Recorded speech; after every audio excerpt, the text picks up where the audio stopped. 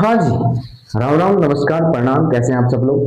आशा करता हूँ कि आप सभी खुश हैं, मस्त हैं और अपनी पढ़ाई को निरंतर रूप से जारी रख पा रहे हैं। आज की जो अपनी कक्षा है किसकी है? विज्ञान की है। और विज्ञान की कक्षा में अपना चैप्टर चल रहा है जिसका नाम है प्रकाश। क्या नाम है उसका?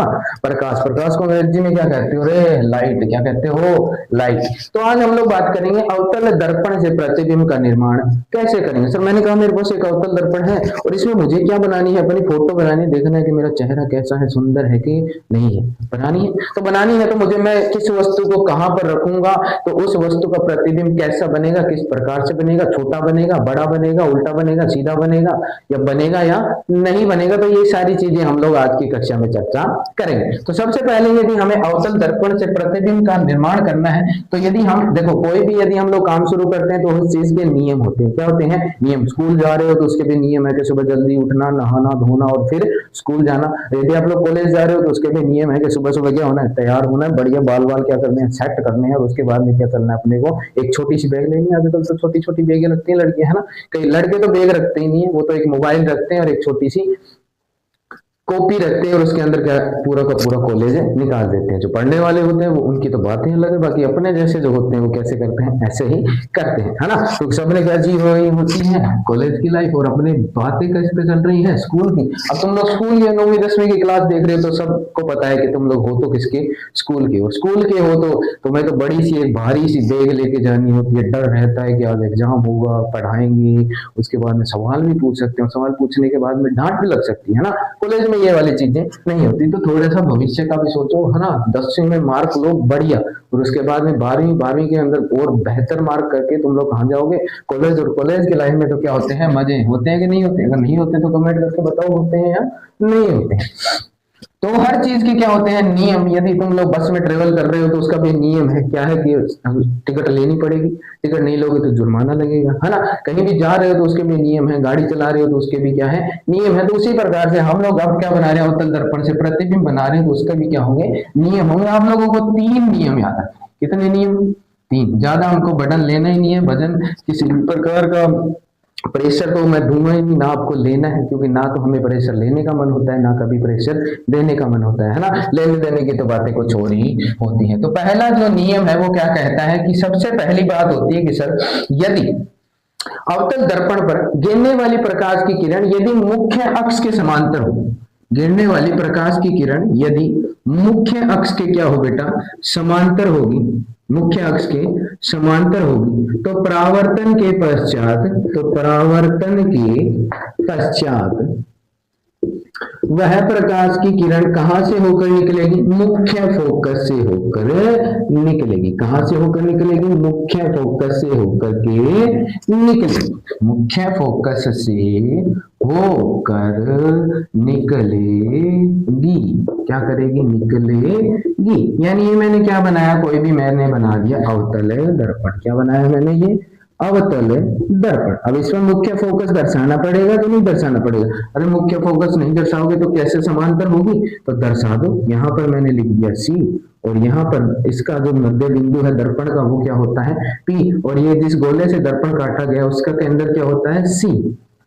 अब मैंने कहा प्रकाश की किरण आ रही है, रे आई और आकर के टकराई। जैसे ही टकराई, अब बताओ ये इसके समांतर है क्या? देखो इस प्रकार से जो प्रकाश की किरण होगी अक्ष है, इसके समांतर जो किरण होगी वो क्या होगी? समांतर। और ये क्या है? ऊर्ध्वाधर। मान लो मैं ऐसे खड़ा हूं जमीन के, मैं क्या खड़ा हूं? ऊर्ध्वाधर। क्या खड़ा हूं? ऊर्ध्वाधर। और मैं ऐसे लेट जाता तो मैं जमीन के क्या हो जाता?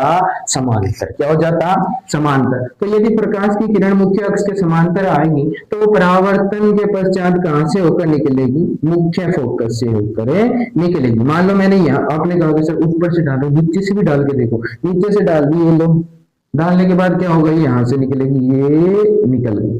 तो ये क्या हुई? मैंने कहा कि यदि कोई प्रकाश की किरण मुख्य अक्ष के समांतर आती है तो वो मुख्य फोकस से होकर गुजरती है। समझ गए क्या? परावर्तन के पश्चात कहां से होकर गुजरेगी? मुख्य अक्ष के अंदर से होकर गुजरेगी। ये है अपना पहला नियम। कौन सा है ये? पहला नियम। अब हम बात करते हैं दूसरे नियम की। किसकी बात करते हैं? दूसरा नियम, पहला समझ आ गया क्या?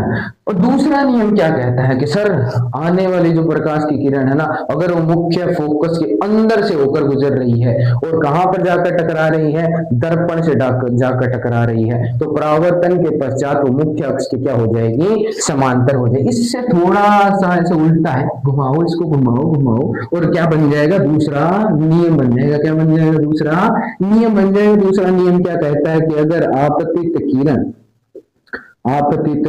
किरण मुख्य फोकस के अंदर से होकर गुजरे, मुख्य फोकस के अंदर से होकर गुजरे, कहां से होकर गुजरे, अंदर से होकर गुजरेगी, क्या करेगी, गुजरेगी, तो परावर्तन के पश्चात मुख्य अक्ष के क्या हो जाएगी, समांतर हो जाएगी। क्या हो जाएगी? मुख्य अक्ष के समांतर हो जाएगी। मैंने कहा कि मैं कूदा दीवार से, कहां से कूदा, दीवार से कूदते ही, दीवार के ऊपर से जैसे ही मैं कूदा, कूदते ही मैं जाकर लगा कि नीचे, मेरे पैर कहां जाकर लगे, नीचे जमीन के ऊपर, लगते ही मैं क्या हो गया, गिर गया। क्या हो गया? मैं गिर गया। तो बताओ, मैं गिरते ही मैं क्या हो जाऊंगा, जमीन के समांतर। वैसे ही बात ये है कि जब मैंने कहा ये दर्पण था मेरे पास, क्या था, ये दर्पण था, और ये क्या था, इसका मुख्य अक्ष था, और मैंने कहा प्रकाश की किरण जो है इस मुख्य फोकस से होकर यूं गिरी। कैसे गिरी? यूं गिरी, और गिरने के बाद क्या हो गई रे, गिरने के बाद जब परावर्तित हुई ना, तो मुख्य अक्ष के क्या दिखाई दी मुझे, समांतर दिखाई दी। क्या दिखाई दी? समांतर दिखाई दी कि नहीं दी? अब ये था अपना दूसरा नियम। पहला क्या कह रहा था कि अगर प्रकाश की किरण मुख्य अक्ष के समांतर होगी तो परावर्तन के पश्चात कहां से निकलेगी, मुख्य फोकस के अंदर से निकलेगी। और अगर मुख्य फोकस के अंदर से होकर प्रकाश की किरण गिर रही है, किसके ऊपर, हमारे ऊपर, क्या नहीं, किसके ऊपर, दर्पण के ऊपर गिर रही है, तो दर्पण के ऊपर गिरने के बाद जब वो परावर्तित होगी, सीधी सी बात, परावर्तक पृष्ठ से टकराएगी तो क्या होगी, परावर्तित होगी, और परावर्तन के पश्चात कहां से निकल जाएगी, मुख्य अक्ष के समांतर होकर के निकले जाएगी। निकलेगी कि नहीं निकलेगी? सर निकलेगी, क्यों नहीं निकलेगी? अब तीसरा नियम और बता दो, फटाफट से बता दो। सर समय नहीं है हमारे पास, हम क्या है, पढ़ने में बहुत ही ज्यादा क्या है सर, पढ़ाए थे तो हमने सर, ये देख लो सर, घुटने गड़ा रखे हैं किताबें, और जो बिस्तर है हमारा ये कहता है कि भाई एक बार तो उठ जाए, इतना मत पढ़, पागल हो जाएगा। क्यों? यही बात है ना, इतना मत पढ़ो रे, इतना मत पढ़ो। कितना पढ़ो? बस दिन में 24 घंटे में से 17-18 घंटे पढ़ लिया करो, उससे ज्यादा मत पढ़ा करो, है ना। मैं तो यही राय देता हूँ कि 17-18 घंटे पढ़ो, बाकी क्या करते रहो, मस्ती करो, है ना। सब समय नहीं बचता, कहां से करेंगे मस्ती, क्या कह रहे हो। तीसरा जो नियम है वो क्या कहता है, तीसरा नियम ये कहता है कि सर अगर आपतित किरण वक्रता केंद्र के अंदर से होकर गुजरे, किसके अंदर से होकर गुजरे, वक्रता वक्रता केंद्र के अंदर से होकर गुजरी, कहां से गुजरी रे, अंदर से होकर, किसके अंदर से, वक्रता केंद्र के अंदर से होकर गुजरी, तो वो वापस परावर्तन के समय, या जब वो परावर्तित होगी, अंदर से होकर गुजरने के बाद, अंदर से होकर गुजरने के बाद परावर्तन के पश्चात क्या हो जाएगी, वो प्रकाश की किरण है वो वापस उसी पथ पर चली जाएगी, वापस उसी पथ पर चली जाएगी। मैंने क्या कहा, तुम जा रहे थे सुबह सुबह नहा धोकर तैयार होकर एकदम बढ़िया टिप टॉप निकलते ही कि सर आज तो मैं ना सर उसी काम के लिए जा रहा हूँ जिस काम के लिए मैं आज तैयार हुआ हूँ। अब सारी बातें बताने वाली थोड़ी होती है, खुद ही समझ जाओ किस काम के लिए जा रहे थे। सर मैं जा रहा था, नहा धोकर टिप टॉप होते ही जैसे मैं मतलब घुसा, उससे मैंने देखा कि अरे इसके तो पापा खड़े। मैंने फटाक से वहां से घुमा और क्या वापस उसी जिस रास्ते से आया था उसी रास्ते पर चल दिया। तो कहने का मतलब जब ये प्रकाश की किरण मुख्य वक्रता के अंदर से होकर के गुजरेगी, क्या करेगी, वक्रता के अंदर से होकर गुजरेगी और आपतित तो हो रही है, कहां पर आपतित हो रही है, दर्पण के ऊपर, तो यह परावर्तन के पश्चात कहां चली जाएगी, वापस उसी पथ पर चली जाएगी। समझ गए क्या रे? समझ गए सर? समझते क्यों नहीं है? हाँ शायरी बोल के समझाऊं क्या, या ऐसे समझा दूं? नहीं सर, शायरी सूरी का काम ही नहीं है, पढ़ने वाले बच्चे हैं।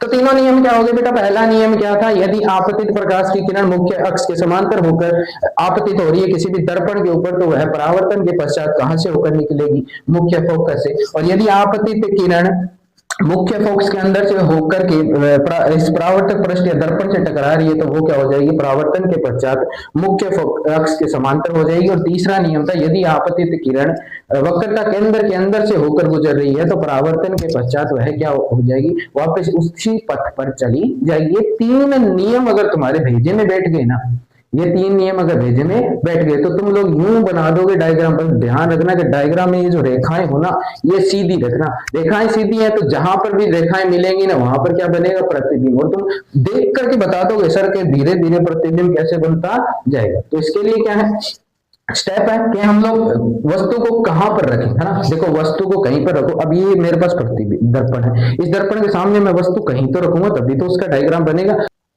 अब मैं कैमरे के सामने खड़ा हूं, अगर मैं इसके सामने खड़ा ही नहीं होऊंगा तो मेरी वीडियो आपको दिखेगी कैसे? बस यही बात है कि मान लो अगर मैं किसी भी दर्पण के सामने खड़ा ही नहीं हूं, तो बताओ मेरा प्रतिबिंब बन जाएगा क्या? है, बना दोगे क्या? बताओ, बना दोगे क्या? कहा सर हम बना देंगे सर, हम लोगों में बड़ा टैलेंट है सर। आप तो मैं कह रहा हूँ सर, आप कैमरे से 10 फुट दूर ही खड़े हो जाओ, हम तो आपकी फोटो निकाल ही लेंगे। निकाल लोगे क्या? नहीं निकाल सकते। वैसे हम आप लोग दर्पण के सामने वस्तु को रखोगे नहीं, तो उसका प्रतिबिंब बनेगा क्या? नहीं बनेगा। अब यदि मैं वस्तु को एकदम प्रतिबिंब के दर्पण के पास रखूं, थोड़ा दूर रखूं, बहुत दूर रखूं, और बहुत ज्यादा दूर रखूं, बहुत ज्यादा कितना? बहुत ज्यादा कितना होगा? गांव से बाहर थोड़ी रख दोगे, मतलब बहुत ज्यादा इतना कि मतलब जब हम दर्पण को देखें तो उसके लिए उसकी दूरी क्या हो? अनंत हो। कहां पर रखेंगे? अनंत पर। ऐसे नहीं कि सर दर्पण लिया और फिर सर इसका प्रतिबिंब बनाकर देखो, बना तो रही हो, मैं इसको वस्तु को ना, ये यहाँ पर मैंने प्रतिबिंब रखा और मैं वस्तु को वहां ले जाकर रख रहा हूँ, गांव से बाहर ले जाकर रख रहा हूँ। अब बना के दिखाओ सर, अगर आप में इतना ही टैलेंट है तो। मैं तो नहीं बना पाऊंगा भाई, है ना। बनानी है वस्तु तो यार, अब मैं तो मैक्सिमम स्थिति क्या दूंगा? अनंत दूंगा। क्या दूंगा? अनंत। अब अनंत आप कहोगे सर अनंत तो बहुत दूर होता है। बहुत दूर कितना दूर होगा? इतना दूर होगा कि मतलब मैंने जो दूरियों के चार्ट रख रखे हैं उससे भी थोड़ा सा ज्यादा दूर, है ना। मुख्य अक्ष के मैंने बना रखा है, मुख्य अक्ष के वक्रता के अंदर तक है। अब वो वक्रता के अंदर से दूर रख दी तुमने चीज, तो वो क्या होगी? अनंत पर चलेगी। तो अब हमें स्थितियां जाननी होगी, 5-6 स्थितियां मैं आप लोगों को बताऊंगा कि वहां पर वस्तु को रखोगे तो कैसा बनेगा, यहाँ पर रखोगे तो कैसा बनेगा, बनेगा कि नहीं बनेगा। ये सारी बातें अब हम करने जा रहे हैं। हाँ तो चलिए शुरू करते हैं अब अपना पहला पॉइंट, जो कहता है कि यदि वस्तु अनंत पर स्थित हो। अब मैं क्या करूंगा? प्रतिबिंब बनाऊंगा और वस्तु कहां पर रखूंगा? अनंत पर रखूंगा। कहां रख दूंगा रे? अनंत पर रख दूंगा। तो ये मैंने क्या बनाया? मैंने बना दिया क्या? अवतल दर्पण। क्या बना दिया बेटा? अवतल दर्पण। अब इस अवतल दर्पण के बीचों बीच एक बिंदु होगा, वो होगा ध्रुव, और यहाँ से एक काल्पनिक रेखा निकलेगी। कहां तक होगी? वो सी तक होगी। कहां तक होगी? सी तक होगी। और इन दोनों के बीच में एक कहां पर मुझे दिखा था एक बिंदु, जो था फोकस बिंदु। क्या था? फोकस बिंदु। अब मैंने कहा मैं वस्तु को रख रहा हूं अनंत। कहां पर रख रहा हूं? अनंत पर। मैंने कह दिया कोई भी वस्तु पड़ी है अनंत पर पड़ी है, तो अनंत पर यदि कोई वस्तु पड़ी होगी तो जो प्रतिबिंब बनेगा वो कहां पर बनेगा? वो बनेगा तब ना जब ये प्रकाश की किरण इसके ऊपर आपतित होंगी। तो मैंने कहा अनंत से क्या आ रही है? प्रकाश की किरणें आ रही है। ये आ गई, ये भी आ गई। अब ये वाली जो प्रकाश की किरण है, बताओ मुख्य अक्ष के समांतर है कि नहीं है? है ना। तो परावर्तन के पश्चात कहां से होकर निकलेगी? मुख्य फोकस से होकर के निकलेगी। ये जो नीचे से जो प्रकाश की किरण डाल रहे हो, वो वाली प्रकाश की किरण कहां से होकर के निकलेगी? ये भी कहां से निकलेगी? मुख्य फोकस के अंदर से होकर के निकलेगी। और आपने कहा था जब दो परावर्तित किरणें एक दूसरे को कहीं पर भी काटेंगी ना, कहीं पर भी काटेंगी, तो उस समय क्या बनेगा? उस समय क्या बनेगा? प्रतिबिंब बनेगा। क्या बनेगा? प्रतिबिंब बनेगा। तो यहाँ पर बताओ प्रतिबिंब बना कहाँ है? मुख्य फोकस के ऊपर। तो प्रतिबिंब की स्थिति की मैं बात करूं कि कहाँ है रे प्रतिबिंब? तू प्रतिबिंब कहाँ है? मुख्य फोकस पर है। मुख्य फोकस पर है। मुख्य फोकस पर बन गया कौन?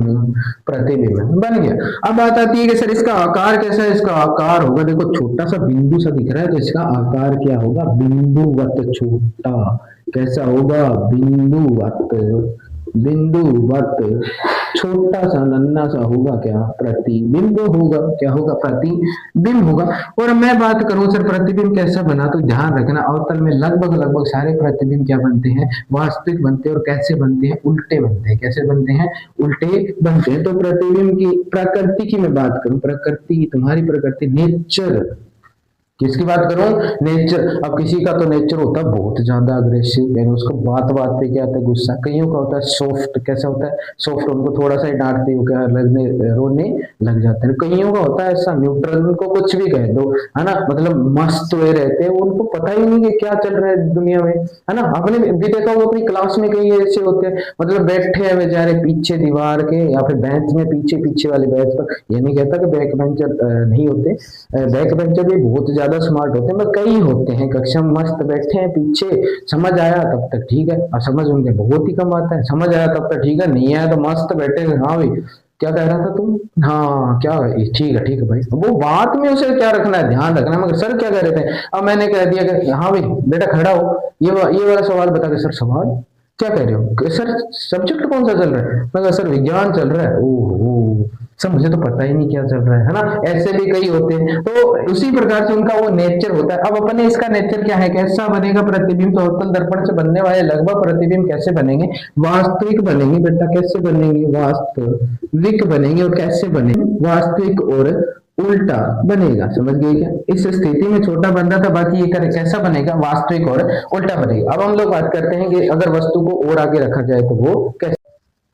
अब हम लोग बात क्या करेंगे बेटा? सेकंड बात करेंगे कि यदि वस्तु अनंत व वक्रता केंद्र सी की मध्य स्थित, सी के मध्य स्थित हो।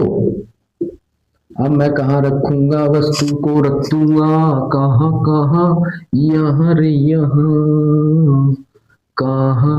ये क्या है? अनंत। क्या है? ये दूरियां क्या है? अनंत। क्या है? अनंत। क्या है? अनंत। और ये क्या है? वक्रता के अंदर सी। तो मैंने कहाँ रख दिया? इस वस्तु को मैंने अनंत और सी के मध्य यहाँ रख डाला। कहाँ रख डाला? इसको लगा डाला तो लाइफ झींगा लाला। क्या होती है वो? टाटा स्काई। अब यहाँ रख डाला तो लाइफ है झींगा लाला। कैसे झींगा लाला? सर पहली बात तो ये कि जो प्रकाश की किरण गिरेगी वो क्या जाएगी? मुख्य अक्ष के समांतर जाएगी। और किसके अंदर से होकर के निकलेगी? सर ये वाली निकलेगी, मुख्य फोकस के अंदर से होकर। और दूसरी जो जाएगी वो कहां से होकर के निकलेगी? वो वाली जो प्रकाश की किरण है वो कहां से होकर निकलेगी? अब वक्रता केंद्र के अंदर से यदि कोई प्रकाश की किरण गुजरेगी तो वो प्रकाश की किरण जो होगी बेटा वो कहां पर जाएगी? वो जो प्रकाश की किरण है वो वापस उसी पथ पर चली जाएगी। अब यहाँ पर क्या बन गया बताओ? प्रतिबिंब। क्या बन गया? प्रतिबिंब। कहाँ बना है? यहाँ। कैसा बना है? सीधा है कि उल्टा? उल्टा, क्योंकि अवतल दर्पण में प्रतिबिंब उल्टे बनते हैं, तो यहाँ भी कैसा बना है? उल्टा। तो स्थिति क्या है? क्या है इसकी स्थिति? सी और एफ के मध्य। सी क्या होता है? वक्रता केंद्र। और एफ क्या होता है? मुख्य फोकस। उसके मध्य क्या होगी? स्थिति होगी वस्तु की, यानी प्रतिबिंब जो बना है, वस्तु का जो प्रतिबिंब बना है उसकी स्थिति क्या है? सी व एफ के मध्य। उसका आकार क्या होगा? रे उसका क्या बात करने जा रहा हूँ? आकार की बात करने जा रहा हूँ। आकार वस्तु जितना ही है कि छोटा है? छोटा। वस्तु से छोटा। वस्तु से छोटा छोटा छोटा नन्ना मुन्ना छोटा। तुम्हारे जैसा क्या? नहीं तुम तो बड़े हो। और इसकी प्रकृति क्या है? प्रकृति है वास्तविक है। और कैसा है? उल्टा है। कैसा है? उल्टा है।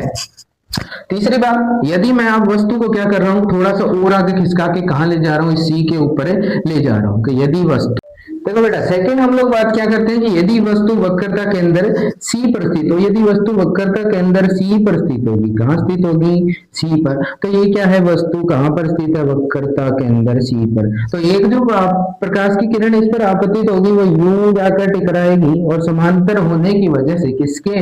मुख्य अक्ष के समांतर होने की वजह से कहां से होकर निकल जाएगी? मुख्य फोकस से होकर निकल जाएगी। दूसरी बात, यदि मैं प्रकाश की किरण जो जाएगी वो मुख्य फोकस के अंदर से होकर गुजरेगी तो वो प्रकाश की किरण कहाँ से क्या हो जाएगी, परावर्तन के पश्चात मुख्य अक्ष की क्या हो जाएगी बेटा, समांतर हो जाएगी। और ये क्या बन गया, वस्तु का प्रतिबिंब। क्या बन गया, वस्तु का प्रतिबिंब। तो प्रतिबिंब की स्थिति कहाँ है, सी पर। कहाँ है, सी के ऊपर।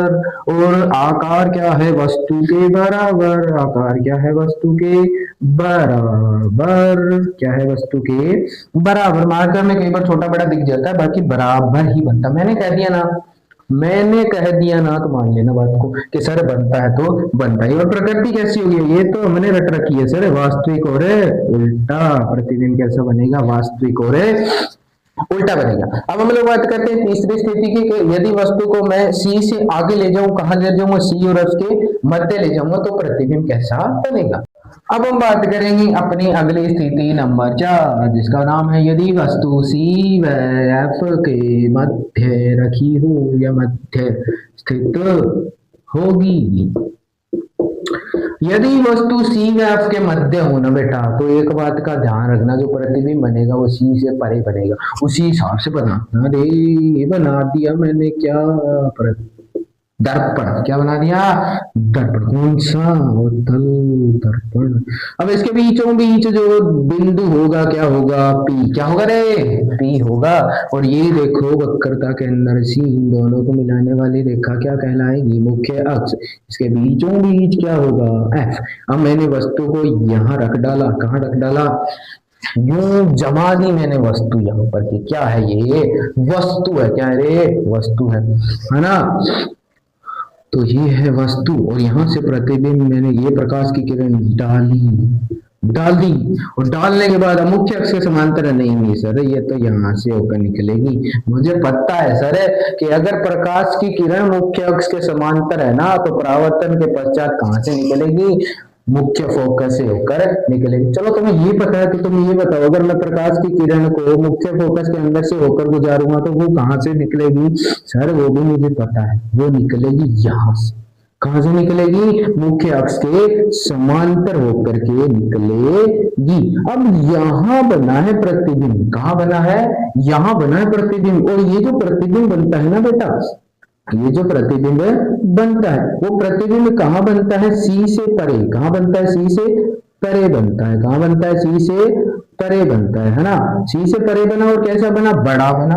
तो सबसे पहले बात करें प्रतिबिंब की स्थिति क्या होती है, तो वो होती है क्या, सी से परे, सी से परे, सी से कख बिल मेरा, सी से परे होती है। और आकार क्या होता है, वस्तु से बड़ा डालो। क्या, वस्तु से बड़ा, वस्तु से बड़ा डालो, क्या प्रतिबिंब बनेगा सर, क्या बनेगा, वस्तु से बड़ा। और इसकी प्रकृति, अरे अच्छा ये वाली बात तो आप नींद में पूछ सकते हो, 10 दर्पण से बनेगा, उसकी प्रकृति कैसी है, बता दो रे, फटाफट बता दो क्या होती है, वास्तविक और उल्टा। वास्तविक और उल्टा बनेगा। तो अब हम बात करते हैं अगली स्थिति की। अब मैं वस्तु को और आगे खिसकाऊंगा और यहाँ लाऊंगा, कहाँ लाऊंगा, यहाँ। जब वस्तु कहाँ पर हो, मुख्य फोकस पर हो, मुख्य फोकस पर हो। देखो तुम लोगों को पढ़ाने के लिए टीचर बहुत मिलेंगे, YouTube का प्लेटफॉर्म है, भर भर के टीचर पढ़े हैं, है ना। तो उसमें थोड़ी सी भागीदारी हम भी ले रहे हैं, तो थोड़ा सपोर्ट बनाओ यार, है ना। ऐसे इधर पढ़ाते पढ़ाते याद आ जाता है कि तुम लोगों ने वीडियो को लाइक ही नहीं किया, शेयर ही नहीं किया, है ना, हमारे चैनल को सब्सक्राइब ही नहीं किया। तो इस बातों से थोड़ी ठेस पहुंचती है मेरे दिल को, किसको, मेरे दिल को पहुंचती है ना। तो उसमें क्या करते हूँ मैं, कुछ भी नहीं करता सर, मैं कहता हूँ प्रतिबिंब बनाओ। कहाँ बनाओ, वस्तु जब मुख्य फोकस के ऊपर हो। अब यदि वस्तु मुख्य फोकस पर है तो पहले बनाऊंगा क्या, दर्पण बनाऊंगा। कौन सा, अवतल दर्पण सर, बना दिया ना अवतल दर्पण।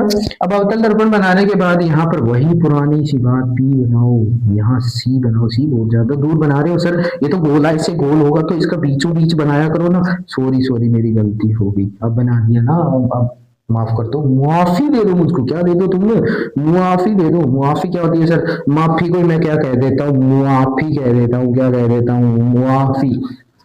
यदि अब प्रकाश की किरण आपतित हो रही है किसके समांतर, मुख्य अक्ष के समांतर। तो ये जो परावर्तन के पश्चात कहां से होकर निकले, नियम नहीं बदलने दूंगा सर, नियम नहीं बदलने दूंगा। नियम क्या कहता है कि मुख्य फोकस से होकर गुजरनी चाहिए। ऑफ कोर्स क्यों नहीं गुजरेगी, आगे चलती जाएगी चलती जाएगी। और यहीं पर ये अगर ध्रुव से टकराएगी, क्या करेगी, ध्रुव से प्रकाश की किरण टकराएगी ना, तो उस स्थिति में ये जो प्रकाश की किरण है ना सर, ये जो प्रकाश की किरण है जिसको मैंने हाईलाइट कर दिया है, ये जो प्रकाश की किरण है ना सर, ये क्या होगी। अब तुमने पढ़ा था परावर्तक पृष्ठ से यदि कोई प्रकाश की किरण 90 डिग्री का जो एंगल होता है उसको कहते हैं हम लोग अभिलंब, है ना, 90 डिग्री एंगल पे जो, और अभिलंब के बिंदु पर जाकर यानी कि एकदम न्यूनतम बिंदु पे अभिलंब के जड़ में जाकर अगर वो लग रहा है ना, तो वो उतने ही कोण पर क्या होगा, परावर्तित। तो ये वाली भी उतने ही कोण पर क्या होगी, परावर्तित। अब ये तो क्या हुआ सर, अरे सर प्रतिबिंब नहीं बना रहे आप तो क्या कर रहे हो। तो प्रतिबिंब कहाँ बनेगा, अनंत पर जाकर के आगे जाकर के इसका प्रतिबिंब बनेगा। तो प्रतिबिंब की जो हम बात करें प्रतिबिंब की स्थिति की, तो उसकी स्थिति क्या होगी, अनंत। कहाँ, अरे अनंत पर बनेगी सर। और आकार तो बहुत बड़ा हो गया सर, अनंत पर जाकर बनेगी। आपने अपनी लैब में ये वाला एक्सपेरिमेंट कर लिया होगा, है ना, नहीं किया तो कर लेना, जाना फटाफट से अवतल दर्पण को वहां पर सेट करना और उसकी जो वस्तु की स्थिति है ना वो कहाँ बना लेना, वो यहाँ बना लेना, कहां पर, एफ के ऊपर एकदम फोकस के बिंदु के ऊपर ले जाकर यूं टांग देना उसको, फिर देखना सर, हाँ सर प्रतिबिंब जो बन रहा है वो अनंत पर बन रहा है। कहां बन रहा है, अनंत पर बन रहा है। आकार कैसा होगा, अब आकार तो वस्तु से बहुत बड़ा होगा सर, अनंत पर बनेगा तो बहुत ही बड़ा बनेगा। और प्रतिबिंब की जो प्रकृति, अब नेचर तो सर वही बात आ गई सर वापिस से। अब नेचर मुझे पता है कैसा बनता है, वास्तविक बनता है रे और उल्टा बनता है रे, है ना। अब बात आती है सर, अगर मैं वस्तु को और आगे खिसका रहा हूं, एफ और पी के मध्य लेकर जा रहा हूं, तो उस समय क्या होगा, तो उस समय क्या होगा। अब हम बात करेंगे अगली स्थिति की जिसका नाम क्या है, अगर वस्तु, मैंने कहा रख दी, लास्ट स्थिति है 6 नंबर वाली। अगर वस्तु जो है ना वो एफ व पी के मध्य क्या हो स्थित, मध्य क्या हो स्थित। हिंदी में चीजें समझ आ रही है कि नहीं आ रही, हिंदी में नहीं आ रही तो तुम कह देना मैं तो राजस्थानी में बना दूंगा, है, कहो भाई न्यू भाई हरियाणवी में बना दो तो हरियाणवी में बना देंगे, हैं तुम कहोगे सर पंजाबी सानू तो सर ऐदा नहीं समझ नहीं आती, पंजाबी पंजूबी च बनाया करो तो पंजाबी च बना देंगे, हैं तो ये कहोगे कि गुरुजी मानना तो राजस्थानी में समझा दे करो, सीधी सी बात है, हमारा पल्ला कौन पड़ा है, मैं राजस्थानी में समझा दूंगा। और आप कहोगे सर प्रॉपर हिंदी चलने दो तो हिंदी में समझा देंगे भैया, है ना, हमको तो क्या करना है, न्यू समझाना है बेटे, क्या करना है बेटे, समझाना है। तो अवतल दर्पण मैंने रखा, क्या रखा, अवतल दर्पण मैंने रखा। ये 2-4 लाइनें जो पंजाबी की बोली वो तुम्हें ऐसे लगी होगी है सर, क्यों इसके साथ जबरदस्ती क्यों कर रहे हो ना, जैसे राजस्थानी में कहते हैं सर क्यों धक्को करो जो खाना आवे ही कौन नहीं, तो बस वही बात है ना, वही बात है बेटा, मुझे आ नहीं रही थी, मैंने सोचा थोड़े से ऐसे भाव बनाऊं, है ना, ताकि बच्चों को लगे सर को तो सभी भाषाएं आती है ना, यूं मैं चू वो कर देता, तुम कहते सर आपको तो चाइनीज भी आती है ना, मुझे तो नहीं आती, मुझे आती है हिंदी, बागड़ी राजस्थानी, थोड़ी बहुत हरियाणवी, थोड़ी बहुत पंजाबी, मिक्सा पढ़ा दूं तुम कहो तो, है ना। अब मैं बाद में पढ़ाऊंगा, पहले ये तो देख लो। वस्तु ये क्या है, वक्रता के अंदर ये क्या है एफ, और ये क्या है यहाँ पर ध्रुव है, और ध्रुव और मुख्य फोकस के बीच में मैंने क्या रखी है, कोई भी वस्तु रखी। अब देखो ये जो वस्तु रखी होगी ना बेटा, इसमें क्या होगा, पहली बात तो ये कि यदि कोई भी वस्तु एफ और पी के मध्य रखी है तो एक तो वो क्या करेगी, मुख्य अक्ष के समांतर जाएगी। अब यहाँ पर मुख्य फोकस तो नहीं है, परंतु हमें पता है कि ये वाली प्रकाश की किरण कहाँ से होकर निकलेगी, मुख्य अक्ष से होकर के निकलेगी, निकलेगी कि नहीं निकलेगी। और यदि ये प्रकाश की किरण पी बिंदु के ऊपर यानी कि ध्रुव के ऊपर आपतित होगी तो भी क्या निकलेगी, यहाँ से ही निकलेगी। अब बात आती है कि सर तो यहाँ तो वही वाली बात होगी पहले थी जो, है ना, उसमें क्या था, पहले जो हमने जब वस्तु को एफ पे रखा था ना, तो ये वाले प्रकाश की किरण ना तो यहाँ पर आकर टकरा रही थी और ना यहाँ पर आकर टकरा रही थी, परंतु ये वाले जो प्रकाश की किरण है मैं इसको आगे बढ़ाऊंगा यहाँ से ऐसे और इसको भी यहाँ से ऐसे आगे बढ़ाऊंगा, तो यहाँ पर आकर के क्या बन जाएगा, इसका प्रतिबिंब बन जाएगा। तो प्रतिबिंब कहाँ बनेगा, दर्पण के पीछे बनेगा, कहाँ बनेगा, दर्पण के पीछे बनेगा। ये एक स्थिति जो है ना स्टार वाली स्थिति है, यानी कि आप कोई भी पूछा जाए कि ऐसी कौन सी स्थिति है, जब किसी भी अवतल दर्पण से बनने वाला प्रतिबिंब सीधा बनता है, अवतल दर्पण से बनने वाला प्रतिबिंब सीधा बनता है। हमने अभी तक क्या पढ़ा, मैं तो सर नींद में भी यही बता रहा था सर, वास्तविक रूप से ये आप क्या कह रहे हो, तो एक्सेप्शन हर चीज में होते हैं। वैसे इस प्रकार से एक स्थिति एक ऐसी भी आएगी, ये वाली इंपॉर्टेंट स्थिति है कि कब अवतल दर्पण के अंदर बनने वाला प्रतिबिंब सीधा बनता है। तो याद रखना, जब वस्तु F और P के मध्य होगी तो प्रतिबिंब कैसा बनेगा, सीधा बनेगा। कैसा बनेगा रे, सीधा बनेगा। तो जब मान लो ये जो प्रकाश की किरण कहाँ पर गई, मुख्य अक्ष के समांतर गई, तो वो मुख्य अक्ष के अंदर से होकर गुजरी, और यदि ये ध्रुव से टकराई तो क्या हुआ, उसी कोण पर क्या होगी, वापस परावर्तित होगी। तो जब हम लोग इन प्रकार परावर्तित किरणों को आभासी रूप से आगे बढ़ाएंगे ना, तो इसका यहाँ पर क्या होगा, प्रतिबिंब बन जाएगा। तो सबसे पहले हम लोग बात करते हैं प्रतिबिंब की स्थिति। यहाँ पर ये जो यहाँ पर भी ये प्रतिबिंब बनता है, वो कहाँ पर बनता है, मुख्य फोकस पर ही बनता है ना। मुख्य फोकस ना कह करके तुम लोग उसको ऐसे भी कह सकते हो कि जो प्रतिबिंब की स्थिति है वो क्या होगी, दर्पण के पीछे, दर्पण के पीछे बनेगी। क्या रे, दर्पण के पीछे क्या है, दर्पण के पीछे क्या है, प्रतिबिंब है दर्पण के पीछे।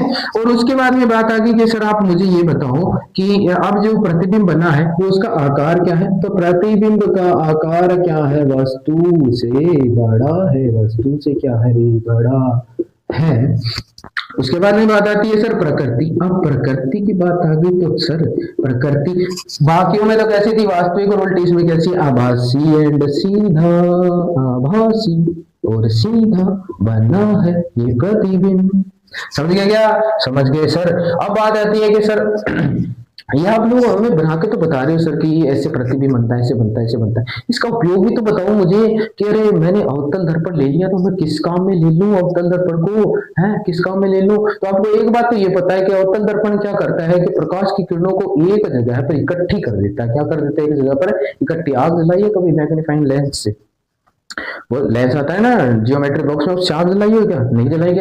आजकल शॉर्ट्स आते हैं वीडियो ऐसे, एक ऐसा सा दर्पण लिए रखते हैं, वो इसके बीच में ऐसे बनाए रखते हैं, एक कील लगाए रखते हैं, है ना। ये यहाँ पर क्या होता है, दर्पण, ये परावर्तक पृष्ठ होता है उसका, है ना। यहाँ पर यदि मैंने कोई भी चीज रखी, मान लो कोई भी क्या रख दी, लकड़ी रख दी, क्या रख दी, लकड़ी, क्या रख दी रे, लकड़ी। बड़ा ध्यान जाता है छोटी छोटी बातों पर, रख दी तो क्या होगा, ये प्रकाश की किरणों को एक जगह इकट्ठी कर देगा और क्या कर देगा, इस वस्तु को जला देगा, है ना। तो प्रकाश की किरणों को केंद्रित करने का काम करता है। तो इसके कई उपयोग भी होते हैं। अब बात करते हैं हम लोग अवतल दर्पण के उपयोग की। किसकी, अवतल दर्पण के उपयोग की बात करेंगे हम। क्या बात करेंगे, अवतल दर्पण के उपयोग। पहला उपयोग तो इसका सबसे पहला उपयोग क्या होता है, टॉर्च, हेडलाइट, इनके अंदर होता है। ये इनके जो शीशे बनाए जाते हैं ना बेटा, टॉर्च और हेडलाइट के, आप देखो पीछे से जो विद्युत बल्ब है वो तो प्रकाश की किरणों को फैला देता है ना। तो अब ऐसे तो हम लोग टॉर्च जलाएं और वो सब जगह पर लाइट डाल दे, ऐसा थोड़ी होता। वो तो एक लाइन के अंदर डालती है ना, प्रकाश किरण कैसे निकलती है, एकदम लाइन के रूप में निकलती है। तो उसके अंदर जो टॉर्च और हेडलाइट, लेजर लाइट होती है ना, इनके शीशे भी किससे बनाए जाते हैं, अवतल दर्पण से। दूसरी बात, दांत दिखाने गए हो क्या कभी, अपने दांतों को, कभी बार कीड़े वीड़े लग जाते हैं तो डॉक्टर के पास जाते हैं, डॉक्टर यूं निकालता है एक डंडा होता है, उस पर यहाँ पर छोटा सा क्या लगाता है शीशा, वो आपको कहता है मुंह मुंह करो, बड़ा करो, बड़ा करो, बड़ा करो। कैसे, कितना का बड़ा करे, उसके अंदर बैठोगे नहीं। वो कहता, इसलिए कहता है कि ताकि उसमें वो लेंस से क्या देख पाए, अच्छे से देख पाए। यूं देखता है वो कि हाँ तुम्हारे दांतों में तो कीड़े लगे हैं, तो ये वाली जाड़ निकालनी पड़ेगी। देखता है ना, तो उसे कैसे पता चला, अंदर तो छोटा सा था। जब तुम लोगों ने मुंह खोल के देखा तो तुम्हें तो नहीं दिखा, उसे कैसे दिख गया, क्योंकि उसके पास था अवतल दर्पण। क्या था उसके पास, है अवतल दर्पण। उसने अवतल दर्पण से जैसे देखा था, वो कीड़ा जो एकदम झाड़ के पीछे ये दुबक के बैठा था, उसे फटाक से दिख गया कि हाँ भाई क्या कर रहा है यहाँ पर, आज तो तुझे बाहर आना पड़ेगा। तो जो दंत चिकित्सक होते हैं क्या होते हैं, दंत चिकित्सक होते हैं, वो भी इसका उपयोग करते हैं। किसके लिए, दांतों की गहराइयों तक देखने के लिए, दांतों को जांचने के लिए, है ना, ये दांतों को देखने के लिए। तीसरी बात होती है सौर भट्टियां जो होती हैं, सौर भट्टियां, सौर वो भट्टियां नहीं जिनमें सौर हो, वो भट्टियां जिनमें सौर ऊर्जा से कार्य किया जाता है। तो सौर भट्टियों में क्या किया जाता है, सौर भट्टियों में भी अवतल दर्पण का ही उपयोग किया जाता है। तो इससे चौथी बात ये भी कह सकते हैं, मैग्नीफाइंग लेंस जो जो वो तो लेंस की बात आ गई है ना, वो हम आगे पढ़ेंगे। बाकी ये बात है कि इन कई चीजों के अंदर भी इसका उपयोग होता है, अवतल दर्पण का उपयोग है होता है। शेविंग के जो दर्पण होते हैं, आपके शेविंग के दर्पण होते हैं ना, उसके अंदर भी इसका ही उपयोग होता है। सुबह सुबह दाढ़ी बनाते हो, नहीं बनाते क्या? अरे तुम तो दाढ़ी कहाँ से बनाओगे, 10वीं के बच्चे हो, है ना? या बनाते हो? नहीं बनाते क्या? नहीं। अगर बनाते हो तो कोई बात नहीं, जो जिस दर्पण का यूज लेते हो ना तुम लोग, वो दर्पण भी किससे बना होता है बेटा? इसी से बना होता है। तो जब भी जाकर, जब भी सुबह सुबह तुम्हारे पापा दाढ़ी बनाए या तुम दाढ़ी बनाओ, नहीं तुम तो बनाते ही नहीं, बाकी जब तुम्हारे पापा जी इसमें दाढ़ी बनाते हैं, तुमने देखा होगा उसमें उनका फेस थोड़ा सा बड़ा दिखता है। दिखता है कि नहीं दिखता? अगर नहीं दिखता तो चेक कर लेना, तुम्हारा फेस भी थोड़ा सा बड़ा दिखेगा। तो उसमें भी किसका उपयोग होता है? अपने अवतल दर्पण का उपयोग होता है। तो आज की क्लास में हम लोगों ने पढ़ लिया दर्पण के बारे में। कौन से दर्पण के बारे में? अवतल दर्पण के बारे में 3 नियम पढ़े थे। उसके बाद में हम लोगों ने 6 स्थितियां पढ़ी थी। उसके बाद में हमने ये पढ़ा कि दर्पण का उपयोग क्या है। पढ़ा था कि नहीं पढ़ा था? अब बात ये आती है कि हम लोग ये बात करेंगे, अगली जो अपनी कक्षा होगी उसमें हम लोग बात करेंगे कि उत्तल दर्पण के उपयोग क्या है, उत्तल दर्पण का उपयोग कैसे होता है, उसमें प्रतिबिंब कैसे बनाया जाता है। समझे कि नहीं समझे? आज की कक्षा तुम्हें कैसी लगी है, ये वाली बात मुझे कमेंट करके बताना। आपको पढ़ाने का तरीका कैसा लग रहा है, ये भी बताना। बातें समझ आ रही हैं कि नहीं आ रही, ऊपर से जा रही है, उड़ती उड़ती जा रही है बातें, पता नहीं कहाँ जा रही है, दिमाग में आ रही है कि नहीं आ रही, ये वाली बात हमें बताना। और वीडियो को लाइक करना, हमारी वीडियो को शेयर करना, चैनल को सब्सक्राइब करना, और जहां तक हो उसके सपोर्ट बनाए रखना। आज के लिए बस इतना ही। थैंक यू, धन्यवाद, राम राम, जय माता दी, खुश रहो, आबाद रहो, मस्त रहो और पढ़ते रहो बस, है ना? ठीक है।